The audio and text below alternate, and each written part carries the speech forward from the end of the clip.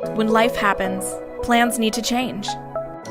Shaping Change, hosted by certified financial planner Ross Marino, is dedicated to helping financial advisors better serve their clients when life takes those unexpected turns. Today, my guest is Jason Smith. Hey, Jason. Hey. Great to have you on the podcast today. Read your book ages ago, loved it, resonated with me. I've been looking forward to connecting with you and getting you on the show. How about you start by introducing yourself to everybody? Sounds good. I'm Jason Smith. I'm founder and CEO of C2P Enterprises and JL Smith, my financial planning practice. So you're a financial planner. You have other businesses as well. You're an author. But what is unique about you, and although some people may have a similar story, you really seized the day with what you went through. You have an interesting history. You were forced to create and innovate. And that really is what led to the businesses and the solutions you provide. Could you tell us a little bit about your history? Sure. All right. So let's see here. I was telling you before we got started, Ross, I'm super excited. I've written a few books, right? One was The Hiring Advantage. I co-authored it with Gina Pellegrini. She's a coach at Strategic Coach, and it's about hiring team members. So that was for advisors. And then, also wrote a advisor's guide to charging planning fees. That was self-published. It was more like almost like a guide, right, of how to go about charging planning fees. But then the bucket plan book was the first one that was for a wider audience. It was written for consumers initially, but I ended up having so many advisors that say they get so much out of reading it.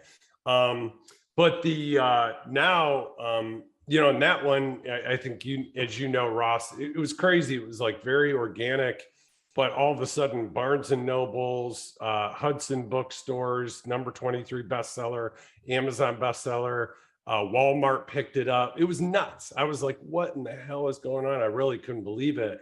And what I found out, and I didn't realize too, well, I found out because literally we have advisors that were ordering in batches of thousands, and they're handing them out to clients because they do bucket planning. And this is advisors that I never even met, but so much bucket planning has been around forever, right? So they're using it as a tool to hand out to people to convince them why they should work with them, because they do bucket planning.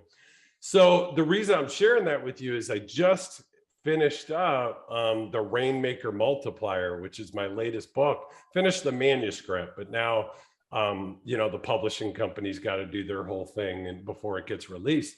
But what this is on is really the story of what happened to me that you're aware of, Ross. And so what it does is it kind of tells the story of at 29 years old. So imagine, for those of you listening, imagine this is you, right?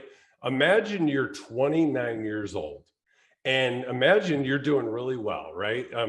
Making $500,000+ per year, part-time assistant, little storefront, really low cost, kind of lean and mean. But ultimately you're killing it, right? You're doing a lot of insurance and investment business. And all of a sudden, you come home from playing basketball or working out, and you come home one night and something's not right. You're long story short, in the emergency room, you're being diagnosed with a heart condition that's going to require life-threatening surgery.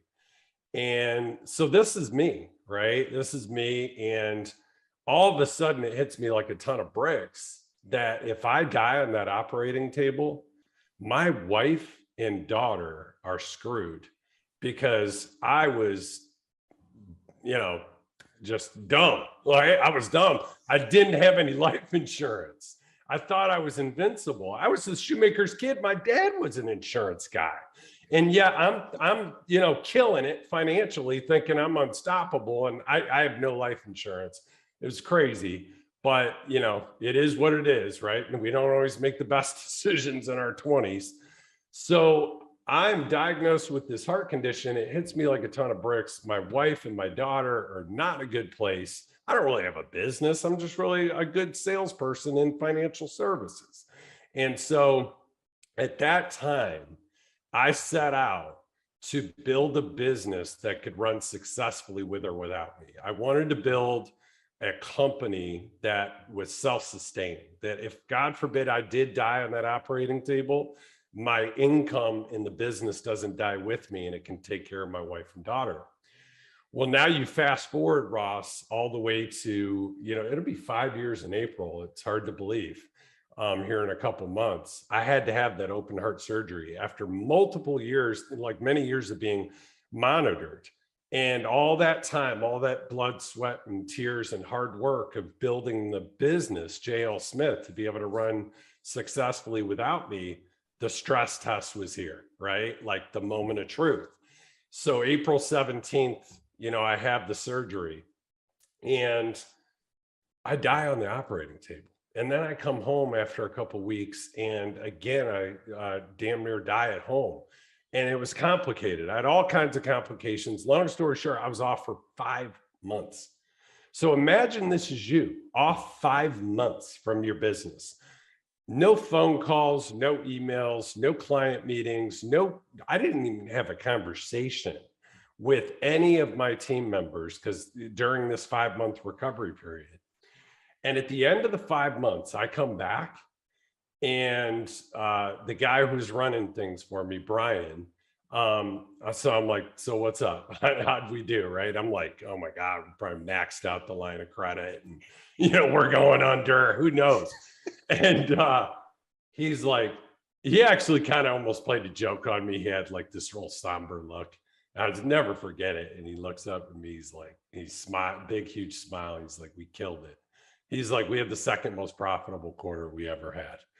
And I'm like, no way, right? Like I had to literally bring up the P&L up on this big in the screen in the office.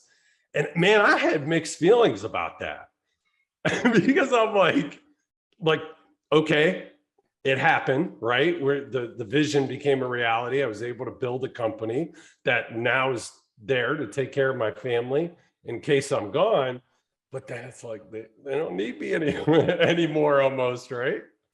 But yeah, so that's kind of the story, and that's what the book is about, the Rainmaker Multiplier, and it's how we help financial advisors. It spawned C2P, which is short for Clarity to Prosperity, but that company is a process development training coaching company. We have an RIA, IMO, and we basically support advisors and help them if they aspire to do the same thing. But the foundational thing behind it all, Ross, is the bucket plan, because you got to get your process that you utilize with clients down to like tools, concepts, step by step, what you do in the front stage as an advisor. So that way, if you have what we call second chair or an associate or junior advisor that you're mentoring, and they're sitting with you, watching you through the appointments, they got to be able to see it happen the same way every time, right? It's almost like Starbucks, man. Like the same thing happens every time. Now, it doesn't mean that you can't like customize the drink, get oat milk and, get a latte or get this, that, and the other. But the process from start to finish that you experience when you go to Starbucks is exactly the same every time, right? You place your order, they make your coffee, they call your name, you get, all those things. And then what's also important, Ross, is the backstage.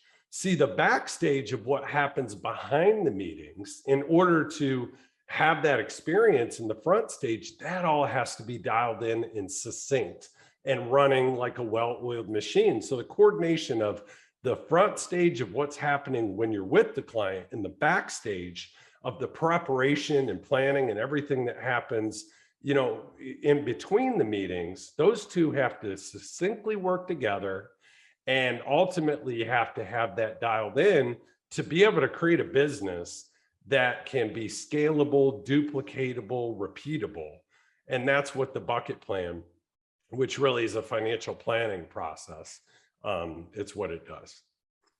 Well, as I read the book, when I made it through the introduction, I like to write in the books, and the sentence I wrote at the bottom of that page, end of the introduction, was, this book is for planners, not for consumers.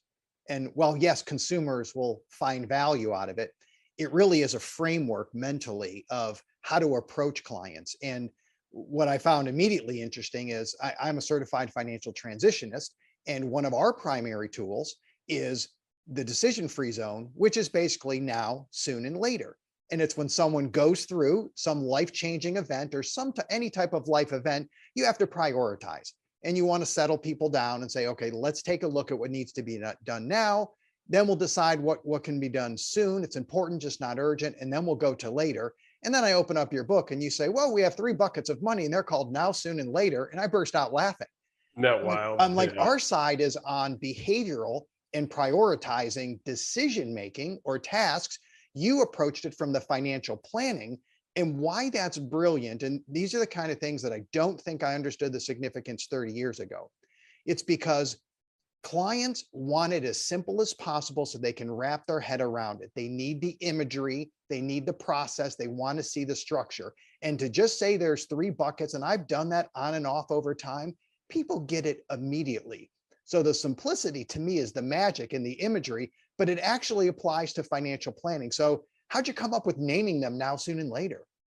Yeah, no, that's a great question. So, and I think if you think bucketing, first of all, bucket planning and bucketing has been around forever, right? Right. Earliest sightings or that you can really find is Harold Levinsky, at like Texas Tech started introducing the concept of bucketing.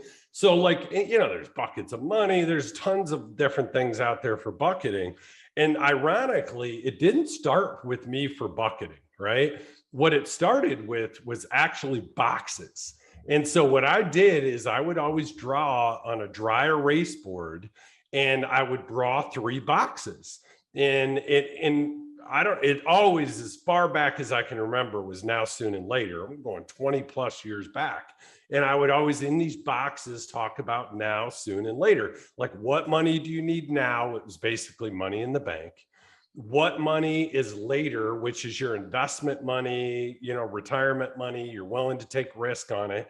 I draw that money out there. And this is even before I was investment licensed. What I would do is get that money off the table because I couldn't do anything with it.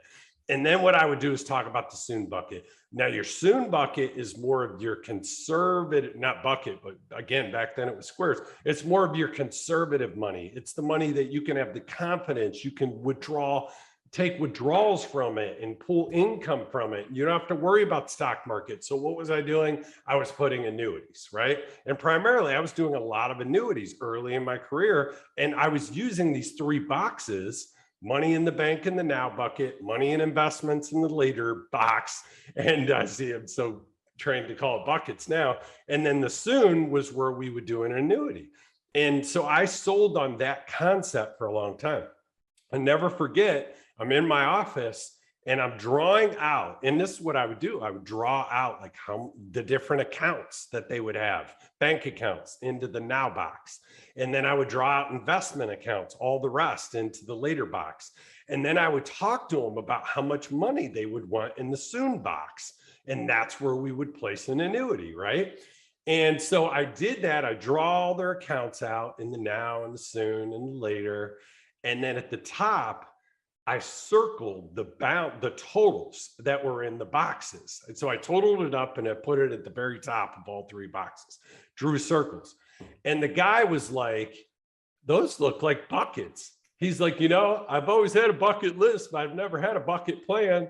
I'm like, ding, ding, ding. I'm like, no way. That's awesome. And so it was so cool. And so I contacted my attorney. I'm like, can we trademark the words "the bucket plan" and this visual? Because this is, and he, sure enough, we got the trademark. I'm like, somebody has to have this. And it was unbelievable. But that's how it came about. And really what it is, Ross, it's like, this is what it is it's an asset positioning philosophy that and listen, this is asset allocation. Right? They're like simple, like pie charts, asset class. This is asset allocation, but people actually understand it. People don't understand all this mumbo jumbo that we do in financial services usually, but they understand buckets. and they understand now, soon, and later. So we take this baseline of this asset positioning philosophy of now, soon, and later in the buckets, and then we built a financial planning process around it. And we broke it down into simple tools and concepts. And so there's 3 concepts and there's 7 tools. Like one of the tools is the fact finder we use.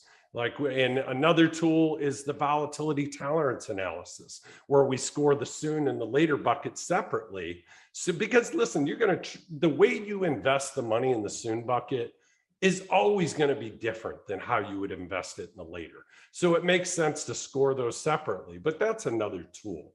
We use the pyramid of risk as a concept of how to explain to them the different options they have in investments and what's high risk and what's low risk, for them to help be part of the process of making the decision of what investments they want within these buckets. And it makes a lot of sense. I know when someone goes through a major life transition, when they come in, one of the first tools we use, because it's the question that everybody wants to know, it's, am I okay? And when you think about the bucket plan, it resonated with me because it answers that question for someone. Yes, you're okay.